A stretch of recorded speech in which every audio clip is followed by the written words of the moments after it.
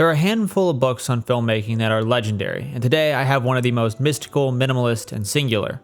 Robert Bresson's Notes on the Cinematograph, which also might be one of the most difficult to break down.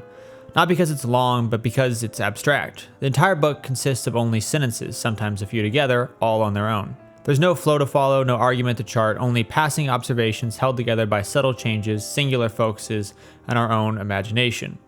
This may not sound enticing now, but I can guarantee you that it is nothing less than fascinating and essential.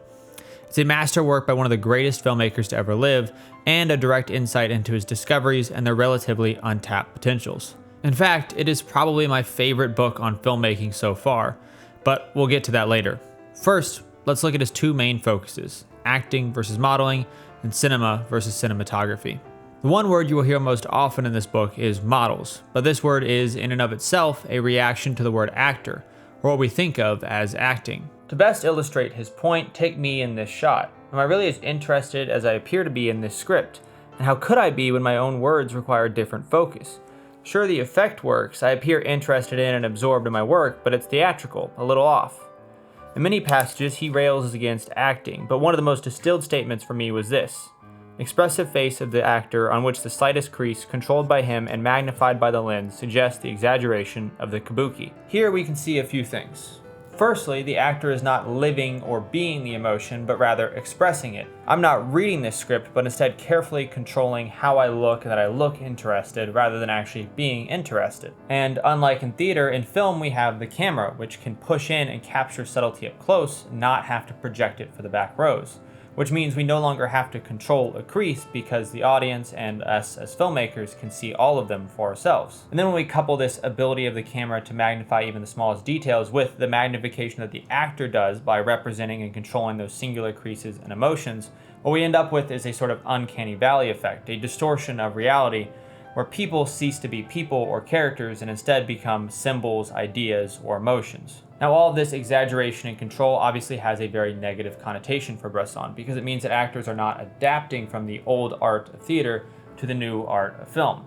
In its purest form, I think we can find this more theatrical style of acting in early Hollywood in films like Casablanca and Forbidden Planet. But I would still say that this theatrical style of acting is fairly common, even if it's better hid and tempered by a greater commitment to naturalism. Now, just to be completely clear, I actually don't see the problem with this fakery or exaggeration. In fact, I find it quite charming because it's just so direct. But on the other hand, Bresson is not here to find something charming. What he's here to do is define and find cinema and how people should be adapting to it and using it. So if someone is not adapting to theater, if it feels old-fashioned, if it doesn't feel new, then to him it might as well be the worst, or just at least completely useless. In opposition to the idea of an actor, Bresson instead offers up the model. The difference here is summarized perfectly in this passage. Movement from the exterior to the interior. Actors, movement from the interior to the exterior. Once again, this is esoteric, but consider what you are currently looking at. I'm playing guitar, or at least attempting, but I'm also not giving you anything. I'm absorbed in the task, and the process of interpretation is left to you.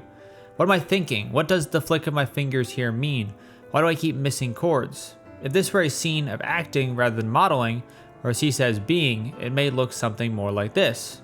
Now you know I'm irritated, or more accurately, I read the script and interpreted it, saw the irritation in my character, and decided how to display it to you.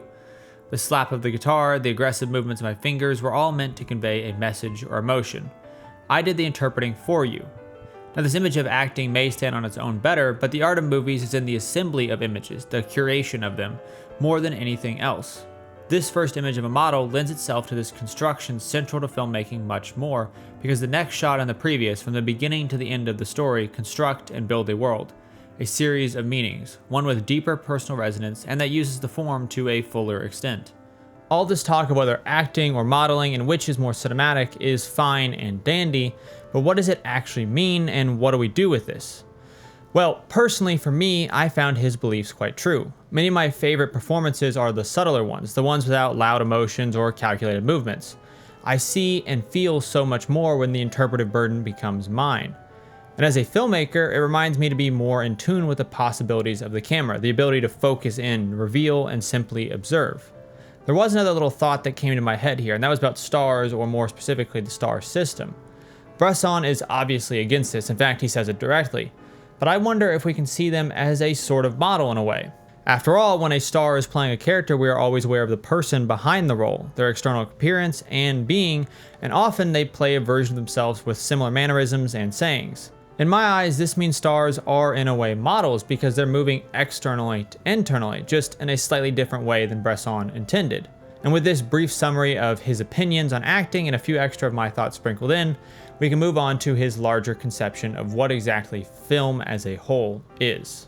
Now we can move on to Bresson's second matchup, cinema versus cinematography. Just like with acting, his overall evaluation of film has quite the bone to pick with theater. For him, there is once again a division, that between cinema, which he defines as the combination of theater and cinematography, and then there is cinematography, or writing with images in movement and sound. Once again, his focus is on what cinema can be or should be, what makes it unique. For him, theater is defined strongly by acting, directing, and in general construction, where cinematography ought to be about creation and discovery. There's little need to direct and very little need to control because the camera captures even the smallest details, and reality exists in front of it. There's a bit here in his writing about automatism, or the ability of the camera to record reality uninflected and without our interference. But Bresson stays firmly in the practical and away from such philosophical bents, at least most of the time. Once again, I think we have moved toward this focus on the image, especially in more artistic films, or films that Scorsese would call cinema, but not Bresson's negative definition of cinema as theater or bastardized art. It's all very confusing, I won't lie. Now, if you want examples of our newfound love of the image, I would say just look at an A24 film or the work of Terrence Malick as great examples. Now, I do want to pause here for 1 second and note one director that seems to be moving in the exact opposite direction of cinematography and back towards the theater, and that is Wes Anderson, who somehow turns the bug of fakery into a feature of his films. I don't quite know what to make of this, but I think that Bresson would have had interesting notes on him if he were alive today. Now, while we can say that Wes Anderson and A24 films are popular, the Marvel blockbusters and other massive films are still far more popular and definitely less focused on the image.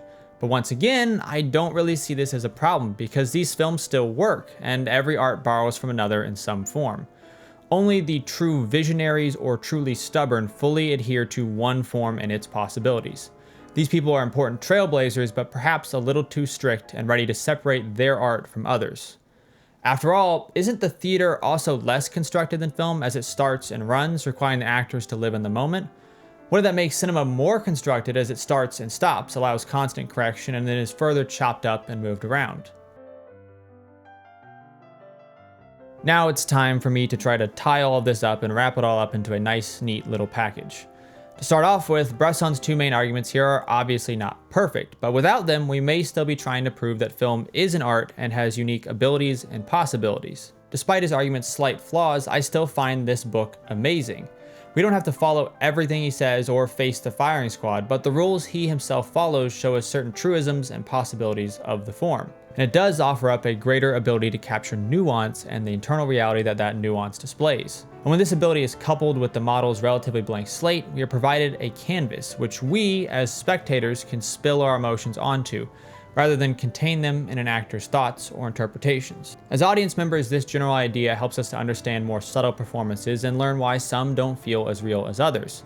And as filmmakers, and for myself especially, I found his insights into the search for moments, into the value of repetition, and the nuance of performance invaluable. But of course, these are just the two main tenets of Bresson's many thoughts here. And flipping through these pages, you can see many quotes I found particularly profound, but which I don't fully understand myself or feel too close to share. So go run out and pick up this book now and see what you can find in it, because much like his one of our input into the screen, the fragmented nature of his book begs for a personal connection and interpretation. So go read it. Hunt for what cinema means to others and bring with you the pieces to construct your definition of film.